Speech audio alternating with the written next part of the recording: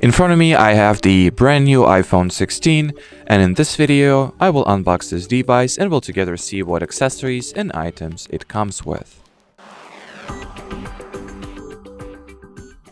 So without any further shenanigans, let's jump right into it. So as far as I can see, my box does not have any foil or any plastic stuff I need to peel off. So at the bottom I have this convenient paper arrow that I can strip like that, and I guess that should make this box, and well, on the top as well. So take both of those paper lines out, peel them off simply, and now the box should come right out. Yep, it sure does. So here is the device, the iPhone itself. That's what it looks like. It feels pretty light compared to my iPhone 11 at the very least. So, well, not much to see here, besides, I guess, the new action button, which primarily function of which is pretty much the camera controls. So yep, that's what the new Type-C iPhone looks like from all sides.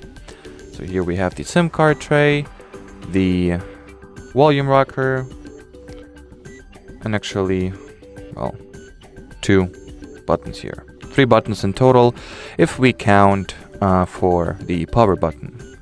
And well, I guess that's about it. Let's see what else we got inside the box.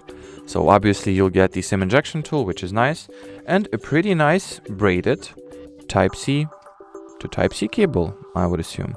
Yep, so Type-C to Type-C, as you can clearly see. And once again, the cable is nice. It's braided with some kind of fabrics, not resin or, well, whatever is the material that the Apple usually covers their or isolates their cables with. So yep, this cable feels pretty nice. What else we got here? Probably paperwork, and yep, so here's the neat paperwork, probably some safety warnings, maybe quick start guide.